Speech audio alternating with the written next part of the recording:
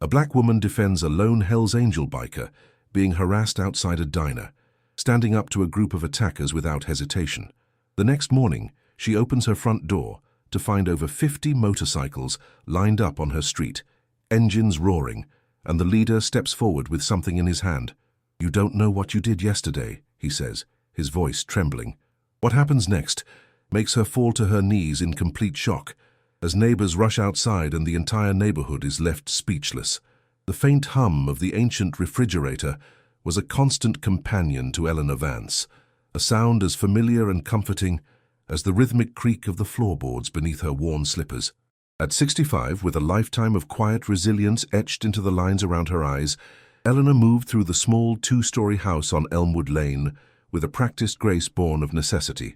Each morning, the first pale light of dawn would find her in the kitchen, carefully measuring coffee grounds into a chipped ceramic mug, the ritual a small, steady anchor in a world that often felt precarious.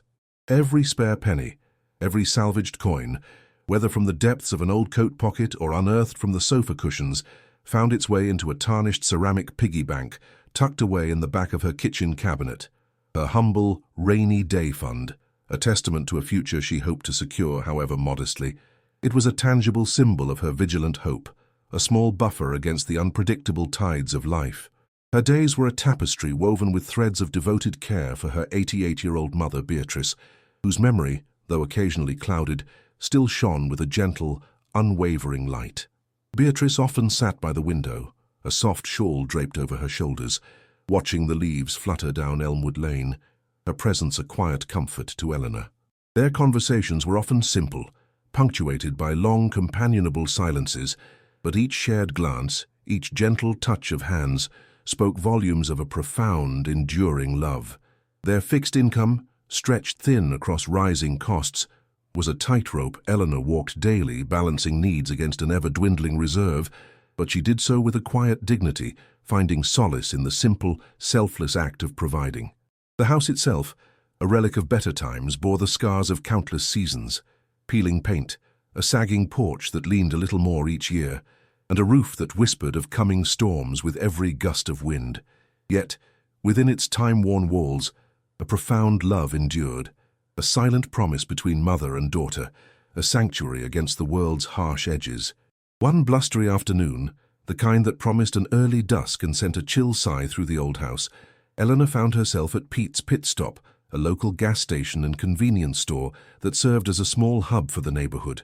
The fluorescent lights hummed with an almost audible buzz, casting a harsh glow on the rows of snacks and automotive necessities. As she navigated the narrow aisles, her hand hovering over a shelf of instant coffee, carefully selecting the most economical brand, her gaze drifted towards the gas pumps outside. There, a formidable figure, whose leather vest proclaimed him a member of the Iron Reapers, a notorious one-percenter club, was wrestling with the pump. Silas Thorne, known on the asphalt as Shadow, was a man forged from hard roads and harder choices, his face a roadmap of scowls and sun-baked lines, each crease a testament to a life lived on the fringes. His long, graying hair was pulled back in a tight braid, and the tattoos snaking up his forearms seemed to ripple with the effort. But in that moment, as he fumbled with a handful of coins, his broad shoulders slumped, and a deep weariness clouded his steel-gray eyes. He was visibly short, his frustration a palpable thing in the chill air, his usually formidable presence diminished by the simple indignity of not having enough for a full tank, a struggle that resonated with Eleanor's own daily tightrope walk. A gentle echo of Beatrice's voice, a wisdom passed down through generations, resonated in Eleanor's mind, clear as if her mother were standing right beside her. "When you can help, my dear, you help." It was a simple creed, one Eleanor had lived by her entire life, often at her own expense, her own needs often secondary to those of others. Without a second thought, without a flicker of hesitation, she reached into her purse, her fingers closing around the cool ceramic of the piggy bank. With a soft clink, she emptied its contents, a paltry $1.27 in mixed change, a sum representing countless small sacrifices, into Silas's calloused palm. The coins felt surprisingly heavy in his hand, a small fortune in the context of his immediate need, a sudden, unexpected weight of human connection. "You look tired," Eleanor offered, her voice soft but steady, completely devoid of judgment or expectation, simply stating an undeniable truth. It was a simple observation, a recognition of shared humanity, offered without fanfare, a quiet bridge built across a chasm of differences. Silas, a man accustomed to suspicion and hostility, to the wary glances and quick judgments of strangers, was utterly disarmed.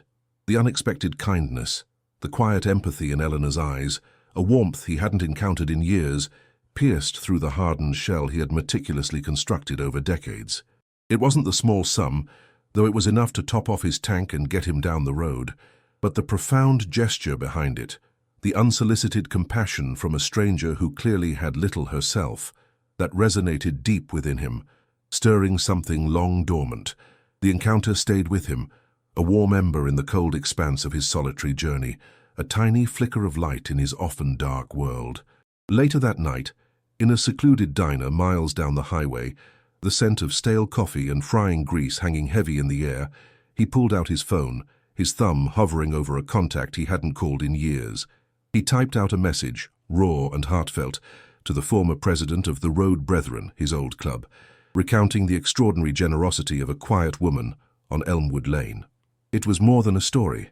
It was a testament to the enduring power of human connection, a call to remember the very best of themselves, the unspoken code that bound them even when they rode separate paths.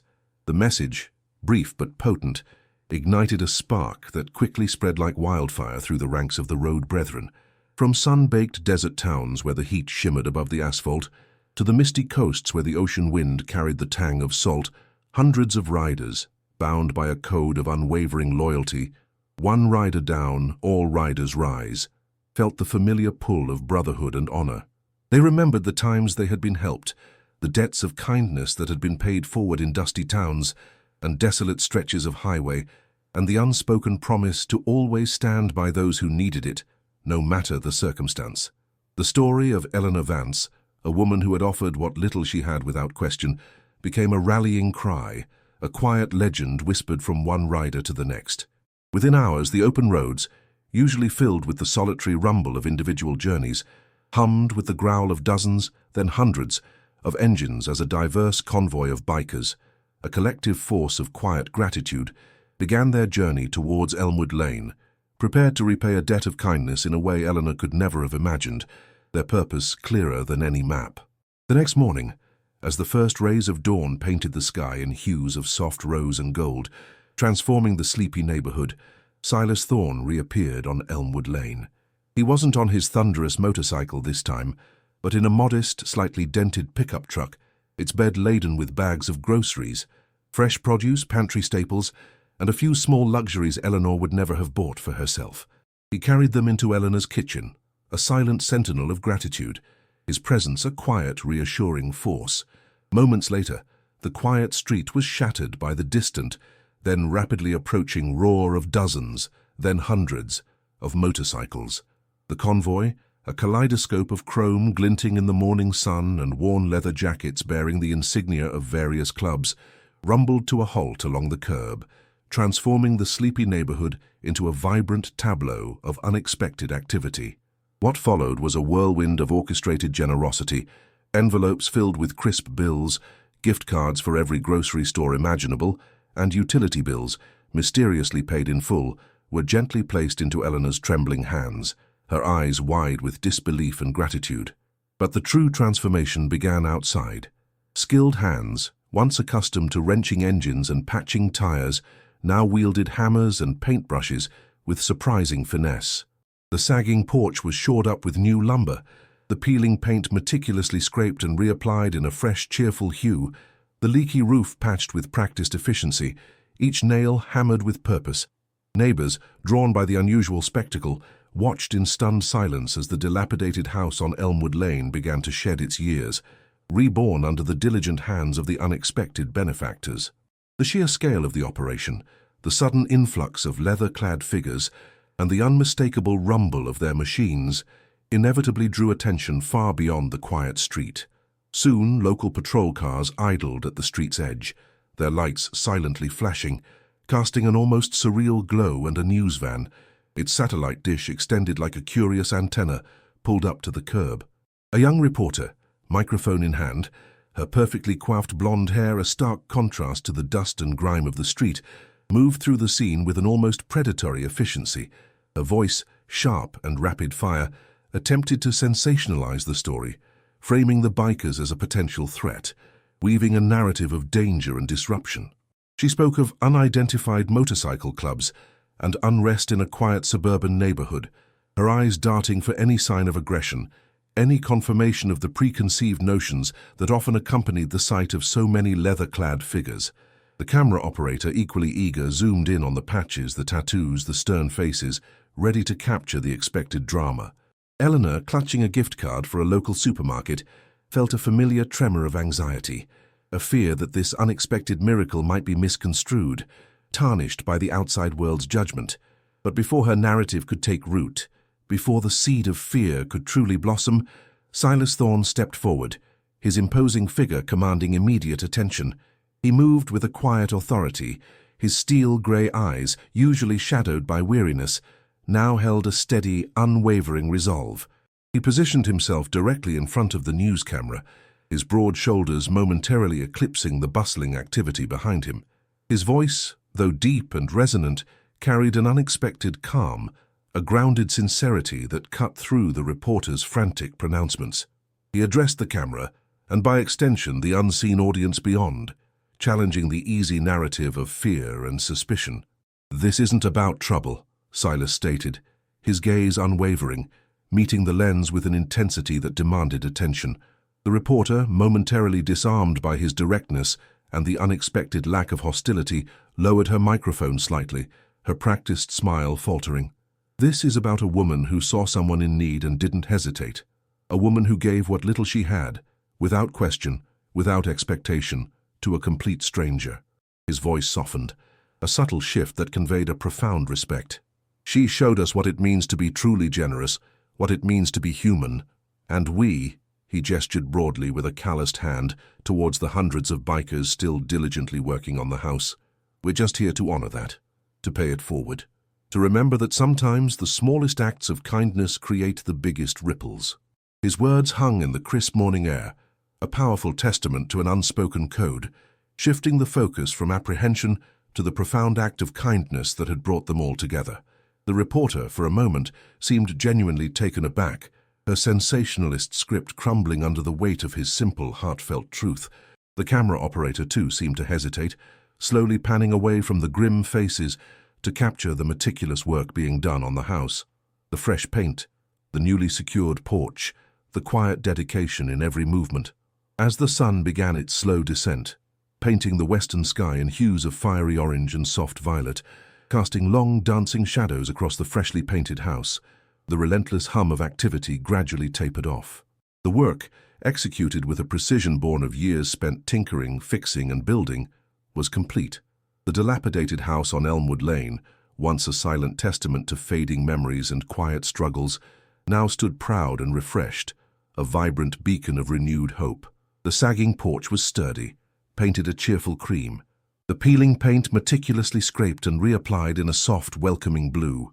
The leaky roof, patched and sealed, whispering no longer of coming storms, but of shelter and security. Every loose board had been tightened, every broken pane replaced, every corner touched by a hand of care and dedication. The bikers, their mission accomplished, their faces smudged with paint and dust but alight with a quiet satisfaction, began to gather one last time. They moved with a surprising gentleness, their usual boisterous energy replaced by a respectful solemnity. One by one, then in small groups, they approached Eleanor, who stood on her newly restored porch, her hands still trembling slightly, her eyes overflowing with unshed tears. They presented her with a final significant sum, a thick envelope filled with crisp bills that represented not just money, but a collective outpouring of gratitude, enough to secure her and Beatrice's future with a comfort she had only ever dreamed of, a safety net that stretched far beyond her meager rainy day fund.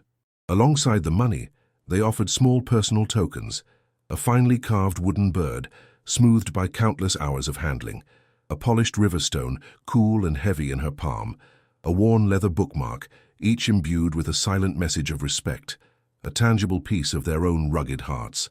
There were no grand speeches, no theatrical displays, just quiet nods, knowing glances, and the profound weight of shared humanity. With a final shared nod of understanding, a silent acknowledgement of the extraordinary bond forged that day, the engines roared to life, a symphony of power and purpose. The convoy, a kaleidoscope of chrome and leather, of diverse faces now united by a common act, dispersed as quickly and efficiently as it had arrived, fading into the twilight like a powerful, benevolent dream. The thunderous rumble receded into the distance, leaving behind an almost deafening silence, a stillness that felt both profound and sacred. Eleanor stood on her porch, the cool evening breeze rustling through her hair, the freshly painted house gleaming softly under the last vestiges of daylight. The street, moments ago a vibrant tableau of unexpected activity, was now quiet once more, yet forever changed. Later that evening, as Eleanor prepared for bed, her mind still reeling from the day's bewildering generosity, she found a small folded note tucked beneath her pillow. It was from Silas, his handwriting surprisingly neat, the words stark against the simple paper. "Keep helping people. Someday you'll wear your own patch." The message, so simple yet so profound, resonated deep within her, a quiet affirmation of her life's gentle creed, a recognition of her innate goodness. It wasn't a demand, but an invitation, a quiet challenge to continue being the woman she already was, to let her light shine even brighter. She pressed the note to her chest, a warmth spreading through her, a sense of purpose rekindled, amplified by the day's events. Beatrice, observing her daughter from her armchair, a faint smile playing on her lips, seemed to understand, her eyes holding a knowing, gentle wisdom. The unexpected donations, far exceeding anything Eleanor could have imagined, became a catalyst for an even greater good. The money, rather than being hoarded or simply used for personal comfort, felt like a sacred trust, remembering the quiet wisdom of her mother, "When you can help, my dear, you help," and the profound generosity of strangers. Eleanor embarked on a new endeavor. With a renewed sense of purpose, she transformed the carport of her now restored home into a vibrant community pantry. She worked tirelessly, her 65 years falling away under the momentum of her vision. Shelves, lovingly built from salvaged wood and painted a cheerful green, overflowed with non-perishable goods donated by grateful neighbors and purchased with some of the unexpected funds. Fresh produce from local gardens, gleaned from generous farmers and backyard enthusiasts, added a burst of color and vitality. It became a place of quiet solace, a tangible embodiment of the spirit of selfless giving that had begun with her meager $1.27. Neighbors, hesitant at first, then drawn by the welcoming warmth and Eleanor's unwavering smile, began to trickle in, finding not charity, but community. Eleanor, no longer just a struggling retiree, became a pillar of her community, her small act of kindness echoing outwards, creating a ripple effect of compassion that touched countless lives. Her home, once a symbol of quiet endurance, now pulsed with the vibrant energy of shared humanity, and sometimes in the quiet moments of an afternoon, when the sun cast long golden rays through the leaves of the old oak tree, a lone motorcycle would rumble softly down Elmwood Lane. Silas Shadow Thorne, a solitary figure against the backdrop of the setting sun, his leather jacket a familiar silhouette, would pass by Eleanor's home. His gaze would linger for a moment on the bustling community pantry, on the smiles of those who gathered there, on the vibrant life that now radiated from the once dilapidated house. He never stopped, never spoke, never intruded, but his silent presence was a powerful reminder of the enduring bond forged by a small act of kindness, a testament to a brotherhood's unexpected and lasting gratitude. The roar of his engine, as it faded into the distance, was a quiet promise, a symbol of the profound and beautiful connection that had bloomed from a simple, selfless gesture, a whisper of a shared purpose that stretched far beyond the asphalt roads. The story of Eleanor Vance, the quiet woman on Elmwood Lane, had become a legend in its own right, a testament to the transformative power of empathy, forever etched into the heart of a community and in the silent reverence of a lone rider. The community pantry, once a nascent idea born from unexpected generosity, had blossomed into the vibrant heart of Elmwood Lane. Every morning, as the sun climbed above the old oak tree, its golden light would spill into Eleanor's carport, illuminating shelves now laden with more than just food.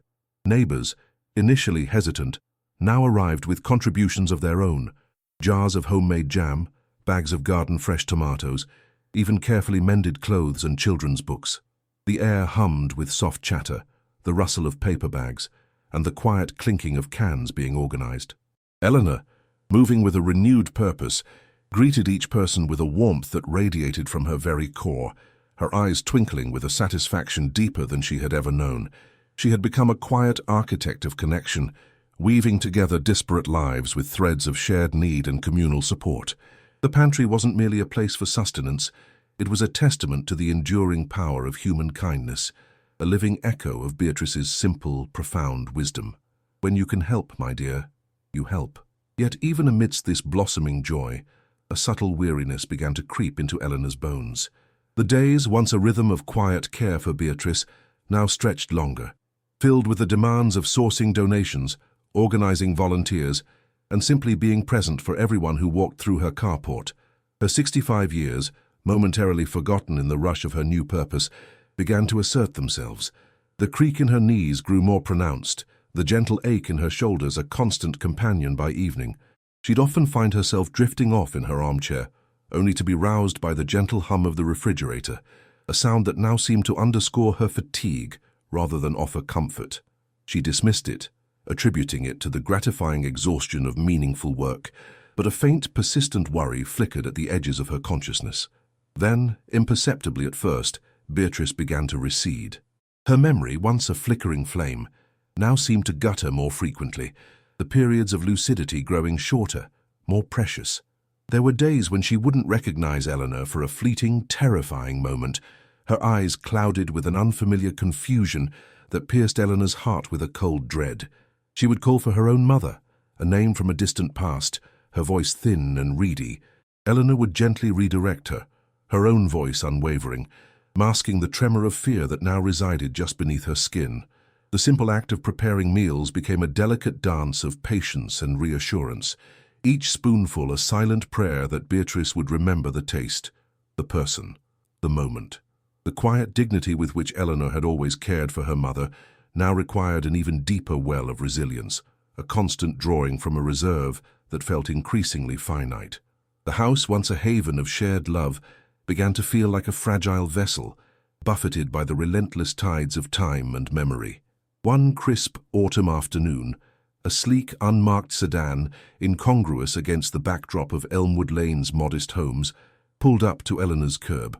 A woman in a sharp business suit, her expression cool and official, stepped out carrying a clipboard. She introduced herself as Ms. Albright from the City Planning Department. Her voice, devoid of the warmth Eleanor had grown accustomed to, delivered a chilling message. The community pantry, while admirable in its intent, was operating in violation of a residential zoning ordinance. There had been complaints about increased traffic, about the commercial nature of the operation, about the general disruption to the quiet residential street. A cease and desist order loomed, a bureaucratic axe poised to fall on the very heart of Eleanor's new purpose. The words hung in the air heavy and suffocating, threatening to unravel everything she had built. Eleanor stood on her porch, the official letter clutched in her trembling hand. The vibrant sounds of the pantry suddenly muted, distant. The weight of it all pressed down on her, the gnawing fatigue, the deepening concern for Beatrice, and now this cold, impersonal threat to her beloved pantry.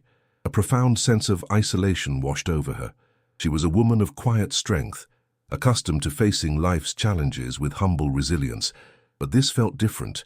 It was a battle on multiple fronts, each demanding a piece of her already stretched spirit. The dilemma was stark and cruel. How could she possibly continue to nurture the growing community that depended on the pantry, while also providing the increasingly intensive care Beatrice required, all while fighting a faceless bureaucracy that seemed determined to dismantle her efforts? The simple act of providing had become an intricate, agonizing balancing act, and she felt the precariousness of her position with every beat of her weary heart. Sometimes, during those increasingly strained days, as Eleanor wrestled with the city's demands and Beatrice's fading light, a lone motorcycle would rumble softly down Elmwood Lane. Silas Shadow Thorne, his silhouette a familiar, imposing presence, would pass by. His gaze usually fixed on the road ahead, would linger for a fraction longer on Eleanor's home, on the now quiet carport. He saw the subtle changes, the fewer smiles, the slight slump in her shoulders, the way her movements seemed to carry a heavier burden. He noticed the official-looking papers tacked to her bulletin board, the absence of the usual afternoon bustle. A knot of unease tightened in his chest. He didn't know the specifics, but the unspoken language of struggle was one he understood intimately. The "keep helping people" note, still tucked away in his wallet, felt like a quiet challenge, a silent question. The road, once his only solace, now felt less certain, his solitary journey shadowed by the image of a quiet woman on Elmwood Lane, her light now dimmed by an encroaching darkness. He rode on, but the image of her tired eyes, the silent plea he imagined there, clung to him, a persistent, unwelcome passenger. The days that followed Ms.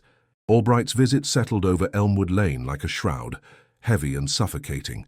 Eleanor's once steady rhythm was now punctuated by a frantic, often fruitless, search for answers. The official letter, with its stark language and bureaucratic threats, became a constant, unwelcome companion, tucked into a kitchen drawer but always present in her mind. She spent hours on the phone, navigating automated menus and indifferent voices, trying to understand the arcane zoning ordinances, only to be met with polite dismissals or impenetrable jargon. Each call chipped away at her resolve, leaving her feeling smaller, more helpless. The vibrant hum of the community pantry, a sound that had once filled the carport with life, now felt muted, almost apologetic. Neighbors, seeing the official notices, the lingering presence of Ms. Albright's sleek car, began to approach with hesitance, their faces etched with concern and a quiet disappointment. Some, reliant on the pantry's offerings, started to look elsewhere, their unspoken needs a fresh wound in Eleanor's already weary heart. The ripple effect was immediate, tangible, and deeply painful. Beatrice, meanwhile, drifted further into the mist of her memories. There were mornings when she would wake with a childlike wonder, convinced it was 1955, and her late husband, Arthur, would soon be home from the mill. Eleanor would sit by her bedside, holding her frail hand, the warmth of Beatrice's skin a stark contrast to the cold dread that often gripped her own heart. She would gently guide her mother back to the present, or at least to a comfortable approximation of it, her voice a soothing balm against the encroaching fog. But each instance of confusion, each forgotten face or misplaced word, drained a little more from Eleanor's already shallow reservoir of strength. The burden of care, once a source of quiet joy, now felt overwhelmingly heavy, intensified by the constant gnawing worry about the pantry. She would often find herself staring blankly at the stacks of unopened mail, the city's demands piling up alongside the household bills, each envelope a reminder of a future she was rapidly losing control of. One particularly grey Tuesday, the air thick with the promise of rain, Ms. Albright reappeared. This time she didn't just deliver a letter, she brought a formal summons to a city council hearing, a final opportunity, she explained with practiced detachment, to plead her case. The paper felt like ice in Eleanor's hand, the words blurring before her eyes.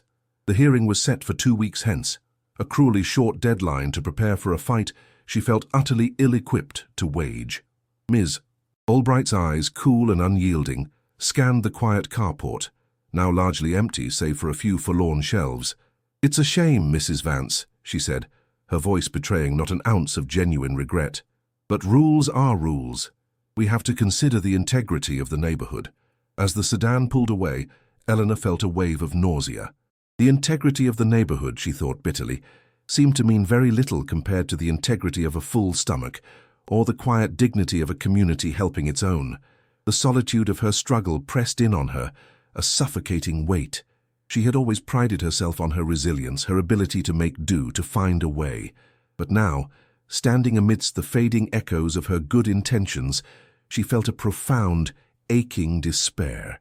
The following days blurred into a monotonous cycle of worry and exhaustion. Eleanor tried to rally, poring over city codes she barely understood, drafting appeals that felt flimsy and inadequate. The sheer effort of focusing, combined with the sleepless nights spent listening to Beatrice's restless murmurs, left her perpetually drained. Her meals became an afterthought, her own needs sacrificed at the altar of her mother's care and the looming threat to the pantry. She could feel the subtle shift in her own body, a persistent tremor in her hands, a dull ache behind her eyes, the familiar comfort of her home now tinged with an oppressive anxiety. She was fighting a battle on too many fronts, and the enemy was an invisible, faceless bureaucracy, bolstered by the relentless march of time and the insidious creep of her mother's illness. The pantry, her beautiful, hopeful creation, now felt like a fragile dream, poised to shatter. Silas Shadow Thorne, meanwhile, became a more frequent, if still distant, observer. The image of Eleanor's tired eyes, which had initially been a fleeting, unwelcome passenger in his thoughts, had now settled into a permanent, unsettling presence. He found himself taking longer routes, his powerful motorcycle rumbling down Elmwood Lane at odd hours, his gaze drawn inexorably to the quiet house. He noticed the subtle changes, the way the carport, once bustling with quiet activity, now stood mostly empty, the official-looking papers now taped to the front door, announcing the city hearing, the faint, almost imperceptible slump in Eleanor's shoulders as she moved about the porch, her steps heavier, her movements slower. He didn't need words to understand the language of struggle. He had lived it, breathed it, for most of his life. The Keep Helping People note, still tucked inside his worn wallet, felt less like a quiet challenge and more like a direct command, a persistent whisper in his ear. The memory of Eleanor's soft voice, devoid of judgment, as she had emptied her meager savings into his palm, resonated with an uncomfortable clarity. It wasn't just the memory of her kindness, it was the recognition of a familiar type of strength, a quiet dignity in the face of overwhelming odds that stirred something deep within him. He saw in her the same stubborn refusal to break that he recognized in himself, a resilience he admired. His solitary journey, once a source of comfort, now felt incomplete, shadowed by the image of her dimmed light. One afternoon, Silas watched from a discreet distance as Eleanor tried to help Beatrice navigate the 3 steps leading to the porch. Beatrice stumbled, her balance faltering, and Eleanor, with a sudden, desperate strength, caught her, her own body straining with the effort. The fear in Eleanor's eyes, the raw vulnerability of that moment, was a stark revelation to Silas. It wasn't just the city she was fighting. It was time, it was illness. It was the relentless erosion of everything she held dear. The sight pierced through his hardened exterior, bypassing his usual defenses. He saw not just a woman in need, but a woman on the verge of breaking. He rode on, but the roar of his engine felt hollow, the freedom of the open road suddenly a burden. The Keep Helping People note seemed to burn a hole in his wallet. He had repaid a debt, yes, but this was different. This was about more than a few dollars for gas. This was about a quiet woman, a beacon of selfless generosity, whose light was being extinguished piece by piece by forces beyond her control. He knew, with a certainty that settled deep in his bones, that he could not simply ride away this time. The solitary journey, his chosen path for so long, felt less like freedom and more like an abandonment. The Road Brethren's code, "One rider down, all riders rise," echoed in his mind, not as a memory but as a living, breathing imperative. He had to do something. The question was not if, but how. The answer, he knew, lay not in a simple act of charity, but in a confrontation, a challenge to the very forces that sought to diminish Eleanor Vance. He had to rise. The rumble of Silas's engine, usually a balm to his restless spirit, felt like a discordant thrum against the backdrop of his churning thoughts. The image of Eleanor, her body taut with desperate strength as she prevented Beatrice's fall, was etched into his mind with the searing clarity of a brand. It wasn't just the physical struggle he'd witnessed, it was the raw, unvarnished fear in Eleanor's eyes, a terror that spoke of a battle she was losing on every front. He'd seen that look before in the mirror, in the faces of men pushed to their limits. It was the look of a soul being steadily eroded. He rode for hours, the familiar highway blurring beneath him, but the road offered no escape from the relentless loop of his thoughts. The Keep Helping People note, a crumpled relic in his wallet, pulsed with an almost physical heat. He had paid his debt, yes, but that was a transaction, a simple exchange. This, he realized with a jolt that vibrated through his very bones, was something else entirely. This was about justice. It was about the quiet dignity of a woman who had given without question, now facing a faceless adversary that threatened to steal her hope, her home, her very peace. The Road Brethren's code, "One rider down, all riders rise," wasn't just a motto. It was a covenant, forged in the crucible of shared hardship and unwavering loyalty. He had lived by it, bled by it, and Eleanor, in her own quiet, unassuming way, was a rider down.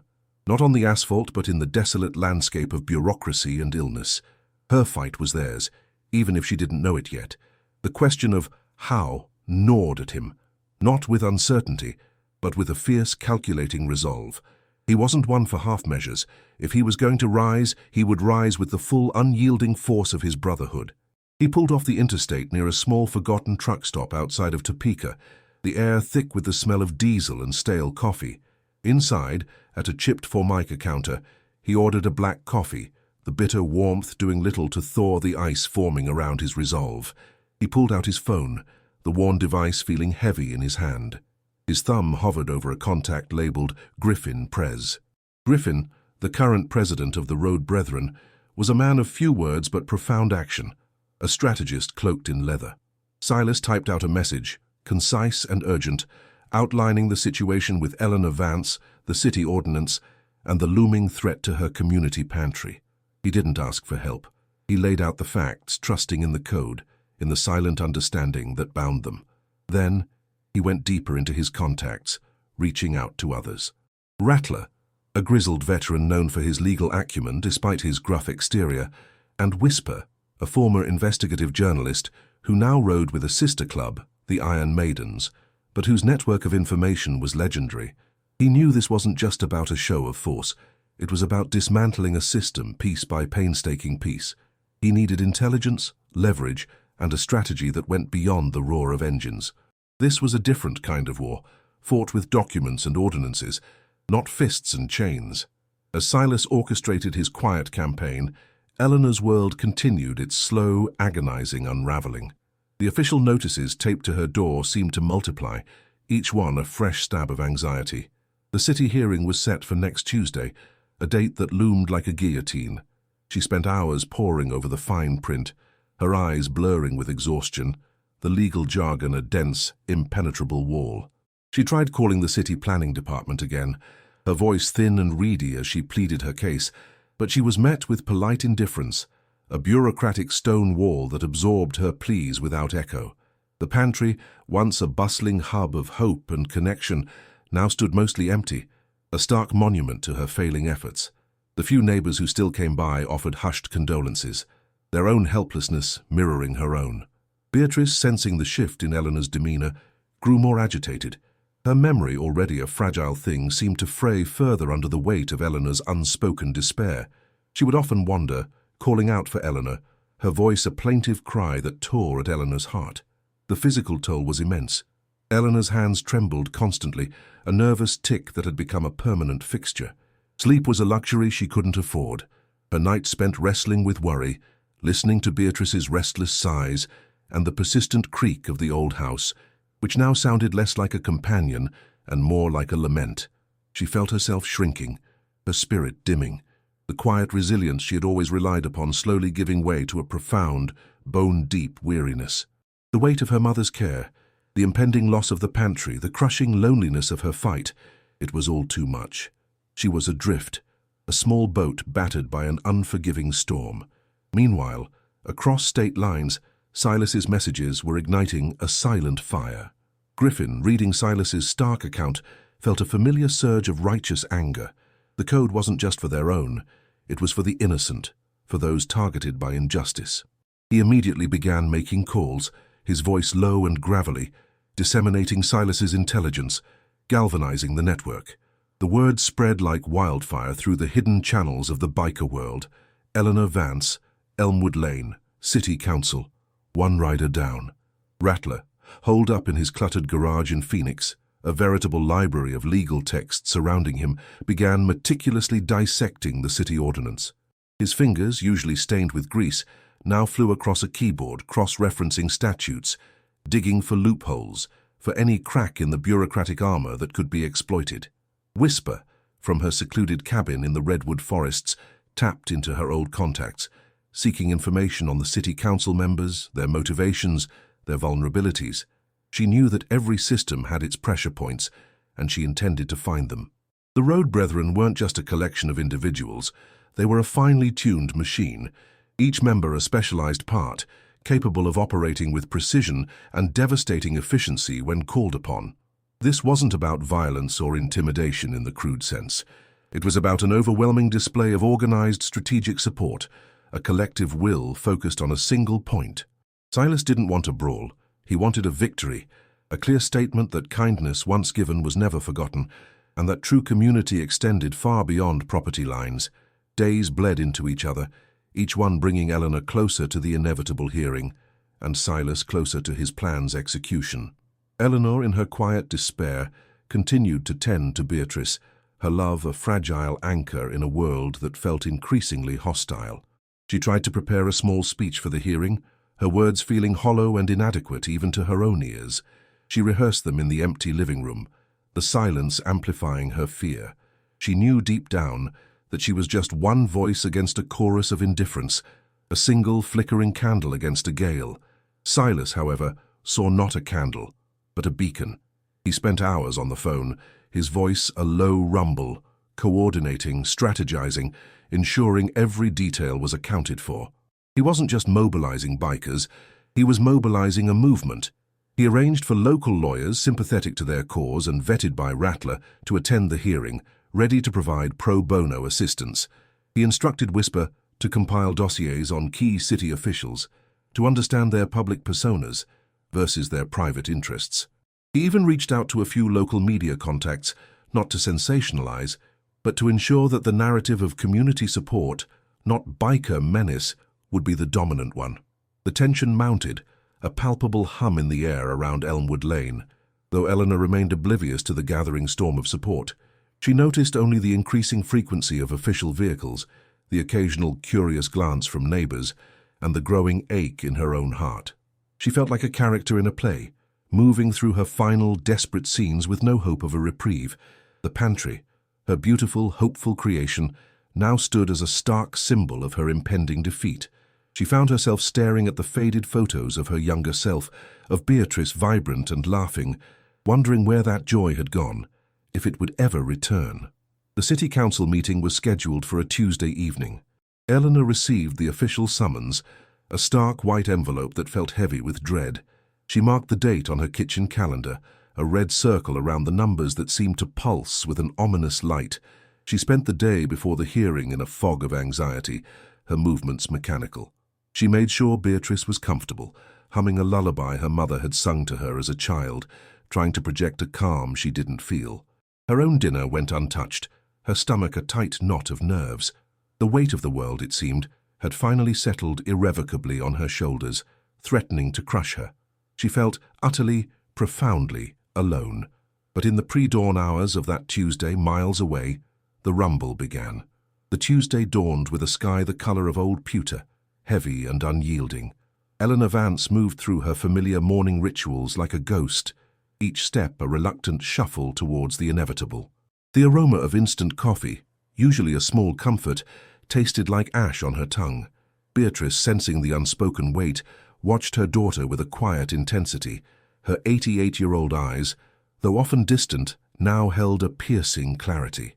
"You'll be all right, darling," she whispered, her voice a fragile melody from a distant past.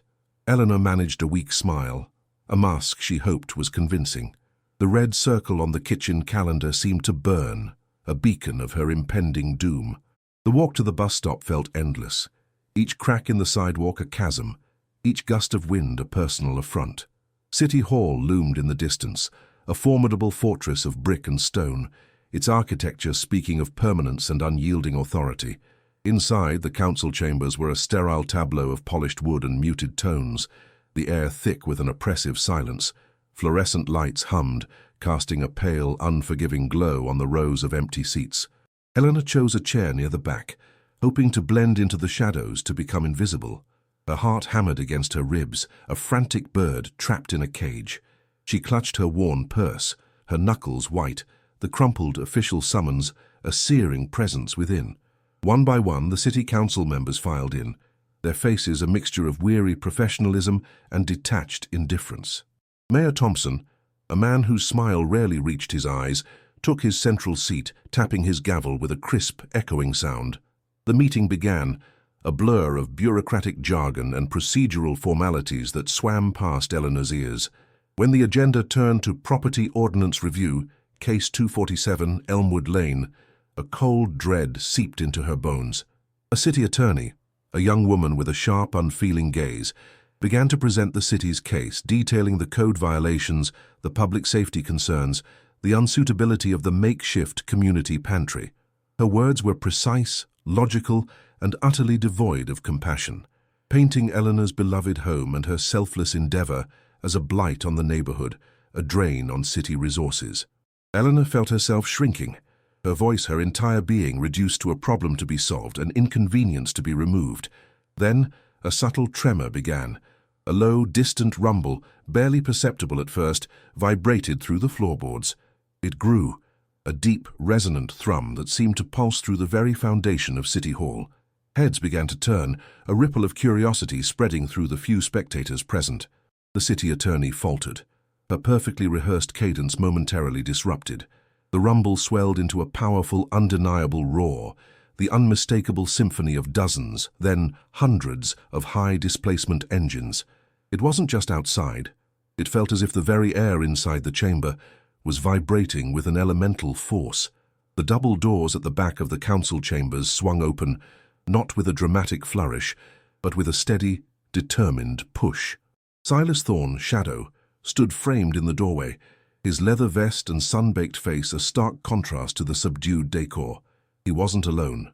Behind him, a steady stream of figures, clad in leather and denim, began to filter into the room. They moved with a quiet, disciplined purpose, filling the empty seats lining the walls, their presence radiating a potent, unspoken energy. Their faces, weathered and diverse, held a shared intensity, their eyes fixed not on the council, but on Eleanor. She stared back, her breath catching in her throat, a wave of disbelief washing over her. It was them, the Road Brethren. Mayor Thompson, visibly flustered, brought his gavel down with renewed vigor. "Order! Order in the chamber!" he demanded, his voice thin against the lingering thrum of engines and the rustle of leather. "This is a public meeting, but it is not a circus. Who are these people?" His question hung in the air, unanswered, as the last of the bikers found their places. The room, once sparse and sterile, was now packed, imbued with a raw, unexpected life. The air crackled with a new kind of tension, no longer the anxiety of a lone woman, but the collective weight of an unforeseen force. Then, from the throng of newcomers, a man stepped forward. He was older, his silver hair pulled back in a neat braid, his spectacles perched on the end of his nose, giving him an air of scholarly authority that belied his leather vest. This was Rattler, the club's legal mind. He approached the podium, his movements deliberate, his gaze unwavering as he met Mayor Thompson's indignant stare. "Mayor Thompson, members of the council," Rattler began, his voice surprisingly calm, almost melodic. "My name is Arthur Rattler Jenkins, and I represent the interests of Ms. Eleanor Vance." He placed a thick stack of documents on the podium, each page meticulously tabbed and highlighted. "We have reviewed the city's ordinance, specifically regarding nuisance properties and public safety hazards. And with all due respect, Mayor, we find the application of these statutes to Ms. Vance's property, and more importantly, to her community pantry, to be a misinterpretation, shall we say, of the law." The city attorney, her face now a mask of annoyance, interjected, "Objection, Mr. Jenkins. This is a public hearing, not a courtroom. You have no standing here." Rattler merely smiled, a slow, knowing curve of his lips. "On the contrary, counsel, as a concerned citizen and a legal professional, I have every right to address this esteemed body. Furthermore, these individuals," he gestured to the sea of bikers, "are all residents of this city or neighboring communities, who have a vested interest in the welfare of Elmwood Lane and the vital services Ms. Vance provides."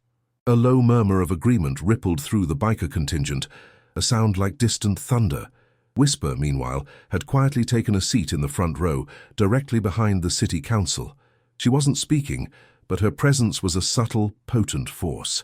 As Rattler continued to cite specific legal precedents and challenge the city's interpretations, Whisper's fingers moved almost imperceptibly, sending a text message. Moments later, a local news reporter, who had initially been dismissive of the biker presence, received a discreet file on her phone, detailed financial records, and campaign contributions of a key council member, revealing a conflict of interest in the proposed redevelopment of the Elmwood Lane area. The reporter's eyes widened, her earlier dismissive posture replaced by a sudden, avid interest.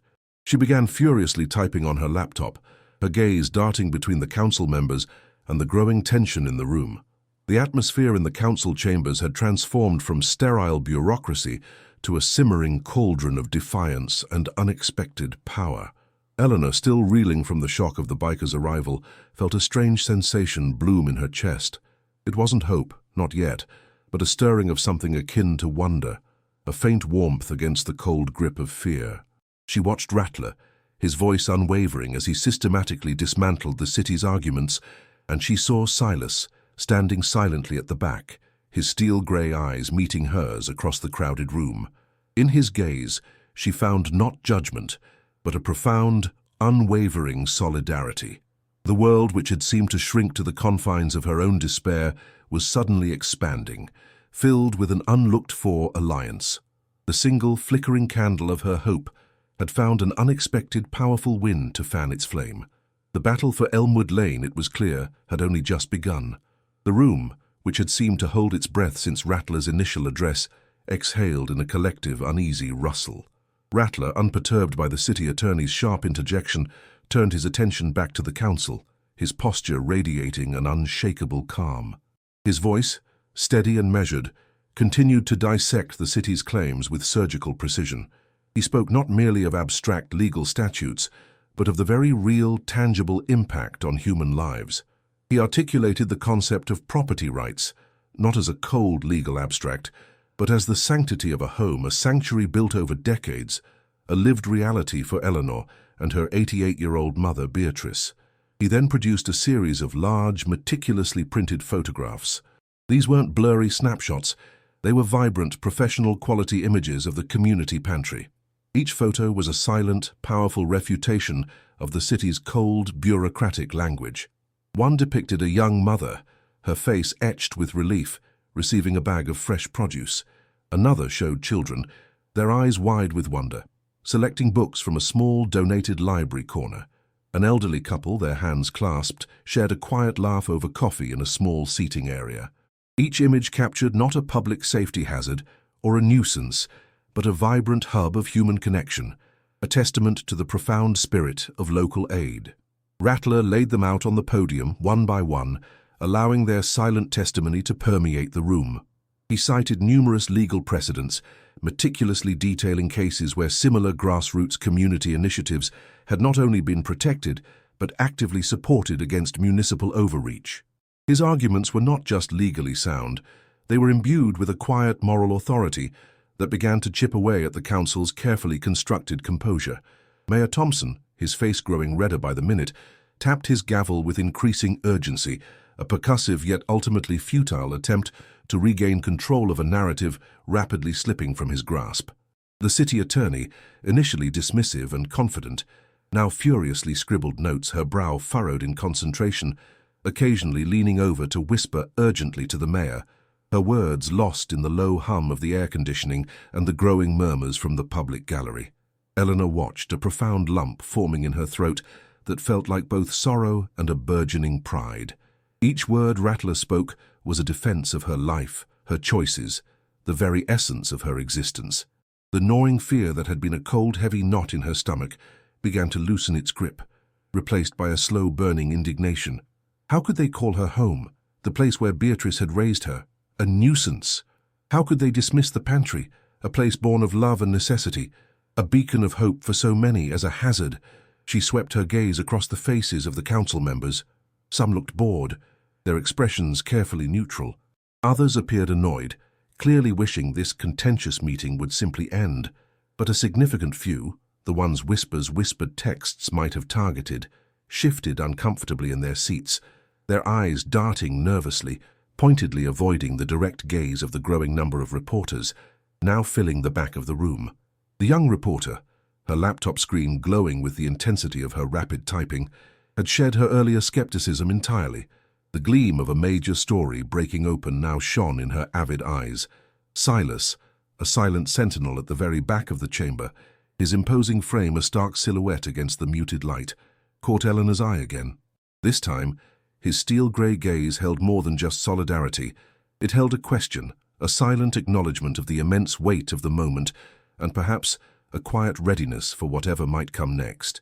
She met his gaze directly, a spark of unwavering resolve igniting deep within her. This wasn't just about her anymore, she realized, with a clarity that stung her eyes. This was about the entire community, about the fundamental principle of helping one's neighbor, about standing up to a system that sought to crush the vulnerable for its own cynical gain. The bikers, a silent phalanx, radiated a steady, unyielding presence, their collective stillness a stark contrast to the council's escalating disquiet. Their leather vests, once intimidating symbols of an unknown world, now felt like a protective shield, a formidable bulwark against the forces arrayed against her. Rattler, keenly sensing the palpable shift in the room's atmosphere, pressed his advantage with the timing of a seasoned strategist.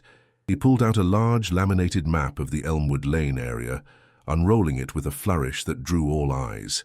With a laser pointer, he highlighted proposed new developments, sleek, imposing luxury condos and sprawling commercial complexes that bordered Eleanor's modest property. "Let's be candid, Mayor," he stated, his voice losing its academic calm and taking on a sharper, more incisive edge. "This isn't about minor code violations. This isn't about peeling paint or a sagging porch. This is about prime real estate. This is about Ms. Vance's property standing squarely in the way of a lucrative development deal. A deal that, I might add, stands to benefit certain individuals on this very council."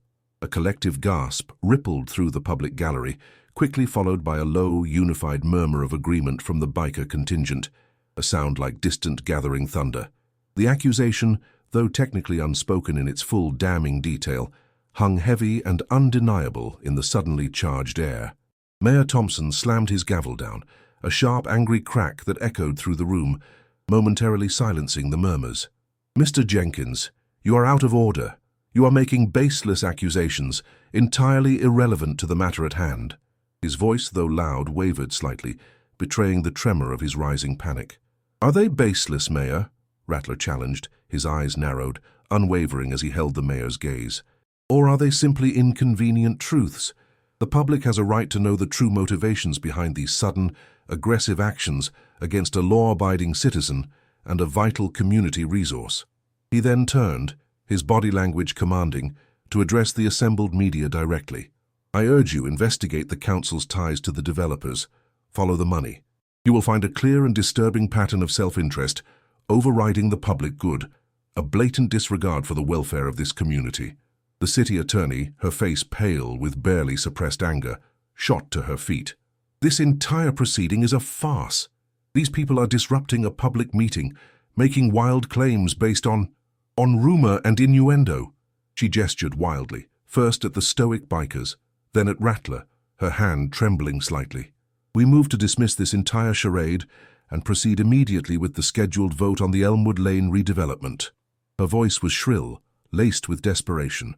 A low, guttural growl, like the distant rumble of a storm approaching, emanated from the biker contingent. It wasn't overtly aggressive, but it was a clear, unified expression of deep dissent, a warning. The air in the chamber grew thick with unspoken defiance, the tension so palpable it felt like a physical weight pressing down on everyone. Eleanor felt a profound tremor run through her body, a mixture of fear and exhilaration. The moment of truth, she realized, was rapidly approaching. The city, cornered and exposed, wanted to push through their agenda, to silence the opposition and force their will. But something fundamental had shifted. The room no longer felt like a sterile, bureaucratic space where her fate would be coldly decided without her input. It felt like a battleground, and she was no longer standing alone. Whisper, still in her seat in the front row, subtly adjusted her posture, her eyes scanning the room, missing nothing. Her phone, hidden discreetly in her lap, vibrated with incoming messages, more contacts, more sensitive financial information, ready to be deployed at a moment's notice. The young reporter, now fully engaged and sensing the climax, had moved even closer to the council table, her microphone extended like a hungry ear, capturing every word, every tense silence, every nervous glance. The camera crew from the news van outside, having been summoned by a frantic call, had now entered the chambers, their bright, unforgiving lights illuminating the faces of the council members, making their discomfort, their barely concealed panic, even more palpable for the live broadcast. Eleanor looked at Silas again, her gaze unwavering. He gave a fractional nod, a silent, powerful message of unwavering support and shared resolve. She felt a surge of unexpected courage, a strength she hadn't known she possessed. She had faced down countless struggles in her life, quiet battles fought within the safe, familiar walls of her home. But this was different. This was public, raw, and for the very first time she had allies, a formidable, unexpected alliance. The thought of her mother, Beatrice, and the countless people who relied on her pantry solidified her resolve, forging it into something unyielding. She would not let them be dismissed. She would not let her home be taken. The city attorney's shrill demand to proceed with the vote hung in the air, a desperate, almost pathetic plea against the rising tide of opposition. The low, unified growl from the biker contingent intensified, a visceral rejection that vibrated through the very floorboards of the council chamber. It was a sound that spoke not of aggression, but of an unwavering collective will, a force that had been underestimated and now coiled, ready to strike. The air grew heavy, thick with the unspoken defiance, the tension a palpable weight pressing down on every soul present. Eleanor felt it most acutely, a profound tremor that ran through her, a mixture of fear and an exhilarating, almost alien sense of power. The moment of truth, she realized with stark clarity, was no longer approaching. It was here, now. The city, cornered and exposed, wanted to push through their agenda, to silence the opposition and force their will. But something fundamental had shifted. The room no longer felt like a sterile, bureaucratic space where her fate would be coldly decided without her input. It felt like a battleground, and she was no longer standing alone. Whisper, still in her seat in the front row, subtly adjusted her posture, her eyes sharp and calculating, scanning the room, missing nothing. Her phone, hidden discreetly in her lap, vibrated with a flurry of incoming messages, the final pieces of the puzzle, more contacts, more sensitive financial information, now fully compiled and ready to be deployed at a moment's notice. The young reporter, sensing the climax, had moved even closer to the council table, her microphone extended like a hungry ear, capturing every word, every tense silence, every nervous glance. The camera crew from the news van outside, having been summoned by a frantic call, had now entered the chambers, their bright, unforgiving lights illuminating the faces of the council members, making their discomfort, their barely concealed panic, even more palpable for the live broadcast that was now surely reaching thousands of homes across the city. Eleanor looked at Silas again, her gaze unwavering, finding in his steel-grey eyes a reflection of her own burgeoning resolve. He gave a fractional nod, a silent, powerful message of unwavering support and shared determination. She felt a surge of unexpected courage, a strength she hadn't known she possessed. She had faced down countless struggles in her life, quiet battles fought within the safe, familiar walls of her home. But this was different. This was public, raw, and for the very first time, she had allies, a formidable, unexpected alliance. The thought of her mother, Beatrice, and the countless people who relied on her pantry solidified her resolve, forging it into something unyielding. She would not let them be dismissed. She would not let her home be taken. Mayor Thompson, his face a mask of barely contained fury, slammed his gavel again, the sound now less commanding, more frantic. "Order! I demand order! We will proceed with the vote!" His voice cracked, a telltale sign of his fraying composure. He looked around the room, his eyes darting from the unyielding faces of the bikers to the probing lenses of the cameras, a desperate plea for control that was rapidly slipping through his fingers. Rattler, his voice cutting through the mayor's bluster like a honed blade, stepped forward slightly. "You can demand all you want, Mayor," he stated, his tone dangerously calm. "But the people here have questions that deserve answers. Questions about Elmwood Lane. Questions about the redevelopment that benefits a select few while displacing the most vulnerable. Questions about the substantial campaign contributions from Sterling Properties, contributions that seem to coincide rather conveniently with this sudden urgency to seize Mrs. Vance's property." He paused, letting the implications hang in the air, allowing the live feed to capture the stunned silence that followed. A ripple went through the public gallery. Whispers of sterling properties and campaign contributions started to spread, growing louder. The reporter's eyes widened, her cameraman zooming in on the mayor, whose face was now a sickly shade of green. "These are slanderous, unsubstantiated claims," the city attorney shrieked, her composure completely shattered. She pointed a trembling finger at Rattler. "You have no proof." "Oh, but we do." A cool, clear voice cut through the attorney's hysteria. It was Whisper. She rose slowly from her seat, her movements deliberate, her eyes fixed on the mayor. In her hand, she held up her phone, its screen glowing brightly, displaying what looked like a complex spreadsheet, rows of numbers and names. "We have all the proof you could ever want, itemized, dated, digitally verified, including a rather generous consulting fee paid by Sterling Properties directly to a shell corporation registered under your cousin's name, Mayor Thompson, just weeks before this Elmwood Lane proposal miraculously appeared on the agenda." A collective gasp swept through the chamber. The live broadcast captured it all. The sudden, horrified silence from the council, the gasps from the gallery, the quick, sharp intake of breath from the reporter. Mayor Thompson's jaw went slack, his eyes wide with a terror that was now unmistakable. He looked like a man who had just seen his entire world crumble before his very eyes. Sweat beaded on his forehead, glistening under the unforgiving camera lights. "And," Whisper continued, her voice gaining a quiet, relentless power, "this isn't just a rumor. This isn't just innuendo. This is all here, on this device. And it's currently being uploaded live to every major news outlet, every social media platform, and directly to the district attorney's office. The public, Mayor, has a right to know who truly benefits from these redevelopment plans." The effect was instantaneous and devastating. The city attorney stumbled back, clutching her chest, her face ashen. Councilwoman Davies, who had been a staunch proponent of the Elmwood Lane project, visibly blanched, her gaze darting frantically towards the cameras. Councilman Miller, who had been quietly supportive, suddenly looked like he wanted to sink through the floor. The carefully constructed facade of civic duty and public service shattered, revealing the raw, ugly truth of self-interest and corruption beneath. Mayor Thompson, his face now a mask of utter defeat, tried to speak, but only a strangled croak escaped his lips.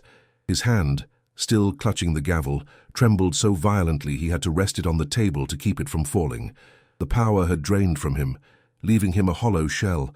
The room, once under his command, was now dominated by the quiet, unwavering presence of the bikers and the undeniable force of truth unleashed by Whisper. Eleanor watched it all unfold, a profound sense of vindication washing over her. It wasn't just about her home anymore. It was about justice, about the quiet people who were so often trampled underfoot by those in power. She saw the reporter, now practically vibrating with excitement, talking animatedly into her microphone, relaying the explosive details live to the world. The camera lights seemed to intensify, focusing like a laser on the exposed faces of the council members. Silas, standing at the edge of the biker contingent, met Eleanor's gaze again. This time his nod was more pronounced, a silent acknowledgement of victory, a shared moment of profound understanding. Rattler, beside him, allowed himself a faint, grim smile. Their plan, executed with precision and courage, had worked. The murmurs in the gallery erupted into a cacophony of shouts and exclamations. "Corruption!" someone yelled. "Shame on you, Mayor!" another voice boomed. The public, now fully aware of the extent of the betrayal, turned on their representatives with a ferocity born of long simmering frustration. Mayor Thompson, finally finding his voice, though it was barely a whisper, raised a trembling hand. This meeting is adjourned," he stammered, his eyes wide and unfocused. The vote on Elmwood Lane is postponed indefinitely. We will investigate these allegations." He didn't even bother to strike the gavel, simply letting his hand drop, the sound of his defeat echoing more loudly than any single hammer blow. A collective cheer, a wave of relief and triumph, swept through the chamber, primarily from the public gallery and the biker contingent. The immediate threat was gone. Eleanor's home, the heart of her community pantry, was safe. She felt a lightness in her chest, a release of tension that had coiled within her for weeks. Her eyes welled with unshed tears, not of sadness, but of an overwhelming gratitude and a quiet, profound joy. She had stood her ground, and with the help of unexpected allies, she had won. The battle for Elmwood Lane, for the heart of her community, had been fought, and for now peace had returned. The harsh bright lights of the news cameras continued to flash, but now they illuminated not the desperation of the powerful, but the quiet, enduring strength of the community they had tried to silence. The roar of the engines outside, though distant, felt like a triumphant anthem. The gavel's silent descent echoed louder than any strike, a definitive end to the tumultuous council meeting. A collective sigh of relief, deep and resonant, rippled through the public gallery, a stark contrast to the stunned silence that had fallen over the city council members. Eleanor, still gripping the armrest of her chair, felt the tension seep from her body like air from a deflating balloon. Her heart, which had been a frantic drumbeat against her ribs for weeks, now settled into a steady, peaceful rhythm. The bright, relentless glare of the news cameras seemed to soften, no longer an interrogation, but a spotlight on the undeniable truth. Whisper, her laptop still open, closed it with a soft click, the sound almost imperceptible amidst the rising din of voices. She exchanged a quick knowing glance with Silas and Rattler, a silent acknowledgement of a mission accomplished. The immediate aftermath was a whirlwind. Reporters, no longer constrained by the meeting's decorum, swarmed Mayor Thompson, who stood pale and trembling, his political career visibly crumbling before their eyes. The city attorney and Councilwoman Davies, their faces etched with a mixture of fear and disbelief, tried to slip away unnoticed, but the cameras, relentless in their pursuit of scandal, found them. The carefully constructed edifice of power and influence had not just cracked, it had imploded, brought down by the quiet courage of a woman and the unexpected loyalty of a brotherhood. Eleanor watched it all, a profound sense of peace settling over her. It wasn't triumph, she felt, not in the triumphant, gloating sense, but a deep, abiding satisfaction. Justice, in its own slow, unpredictable way, had prevailed. Her home, her mother's sanctuary, the heart of her community pantry, all were safe. The fight had been long, wearying, and at times utterly terrifying, but it was over. As the crowd began to disperse, a woman from the gallery, a mother whose children had often benefited from the pantry, approached Eleanor, her eyes shining with gratitude. "Thank you, Eleanor," she whispered, her voice thick with emotion. "Thank you for not giving up on us." Others followed, a quiet procession of neighbors and friends, their simple words of thanks weaving a tapestry of shared relief and renewed hope. Silas, moving with a quiet grace surprising for a man of his build, approached Eleanor. He didn't speak, simply extended his hand. Eleanor took it, her small hand enveloped by his calloused one. His grip was firm, reassuring. In his steel-grey eyes, she saw not the hardened biker from Pete's pit stop, but a profound respect, a shared understanding that transcended words. "You did good, Eleanor," he finally rumbled, his voice low enough that only she could hear. Rattler, standing just behind him, offered a small, almost imperceptible nod. It was a moment of quiet communion, a testament to the unlikely alliance forged in the crucible of adversity. The following days brought a quiet restoration to Elmwood Lane, a return to the gentle rhythm of life, though forever changed by the storm it had weathered. The news vans eventually left. The sensational headlines faded, replaced by new scandals, but the impact of that day lingered, a subtle shift in the community's spirit. Mayor Thompson, facing a barrage of investigations and public outcry, resigned within the week. The Elmwood Lane redevelopment project was officially scrapped, its blueprints gathering dust in some forgotten city office. Eleanor, her heart lighter than it had been in years, poured her renewed energy into the community pantry. The unexpected donations from the BIKERS, a foundation of security that still felt surreal, allowed her to expand its reach. The carport, once a simple shelter for a car that rarely moved, was now a bustling hub. Shelves, lovingly built by volunteers from the neighborhood, overflowed with more than just non-perishable goods. Fresh produce, donated by local farmers, touched by Eleanor's story, filled baskets. A small refrigerated unit, purchased with some of the donated funds, kept milk and eggs fresh.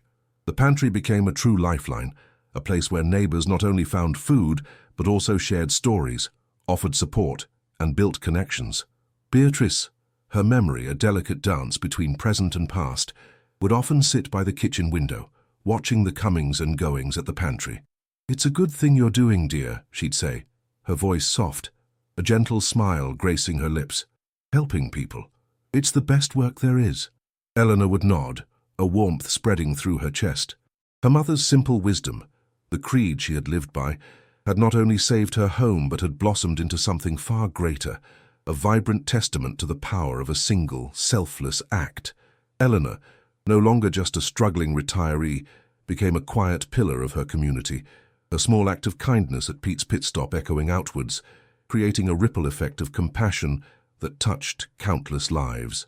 She organized volunteer schedules, coordinated with local charities, and even started a small garden club, teaching children how to grow their own vegetables for the pantry. The lines around her eyes, once etched by worry, now seemed to hold a deeper serenity, a reflection of the profound purpose she had found. And sometimes, in the quiet moments of an afternoon when the sun cast long shadows across Elmwood Lane and the pantry had settled into a lull, a lone motorcycle would rumble softly down the street.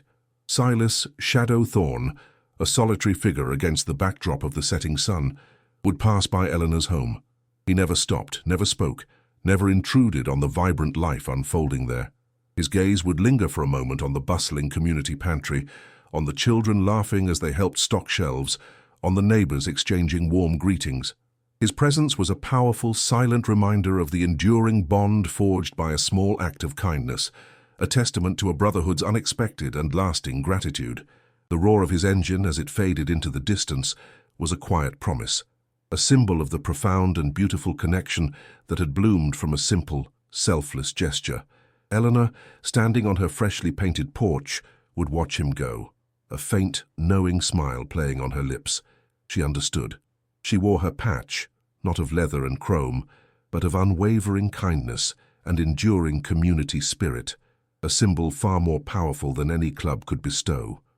Mate, we hope Eleanor's journey resonated with you, reminding us all of the extraordinary power of everyday kindness. Every story holds a universe of emotions, a tapestry woven with unique experiences and profound connections. We invite you to dive deeper into the realm of storytelling. Subscribe to our creative community to receive exclusive content, behind-the-scenes insights, and early access to new narratives. And don't keep your own universe to yourself. Share your stories with us. Tales of unexpected heroes, quiet victories, or the simple acts of generosity that have touched your life. Let's continue to build a world where every voice is heard and every heart finds its echo. Join us and let's craft more magic together. The gavel's silent descent echoed louder than any strike, a definitive end to the tumultuous council meeting. A collective sigh of relief, deep and resonant, rippled through the public gallery, a stark contrast to the stunned silence that had fallen over the city council members.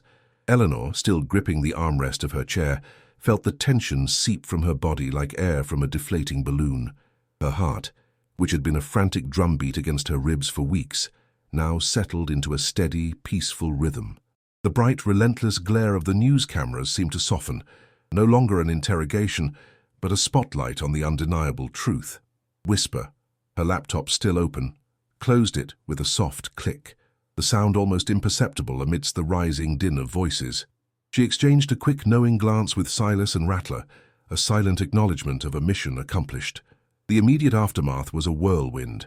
Reporters, no longer constrained by the meeting's decorum, swarmed Mayor Thompson, who stood pale and trembling, his political career visibly crumbling before their eyes. The city attorney and Councilwoman Davies, their faces etched with a mixture of fear and disbelief, tried to slip away unnoticed, but the cameras, relentless in their pursuit of scandal, found them. The carefully constructed edifice of power and influence had not just cracked, it had imploded, brought down by the quiet courage of a woman and the unexpected loyalty of a brotherhood. Eleanor watched it all, a profound sense of peace settling over her. It wasn't triumph, she felt, not in the triumphant, gloating sense, but a deep, abiding satisfaction. Justice, in its own slow, unpredictable way, had prevailed. Her home, her mother's sanctuary, the heart of her community pantry, all were safe. The fight had been long, wearying, and at times utterly terrifying, but it was over. As the crowd began to disperse, a woman from the gallery, A mother whose children had often benefited from the pantry approached Eleanor, her eyes shining with gratitude. "Thank you, Eleanor," she whispered, her voice thick with emotion. "Thank you for not giving up on us."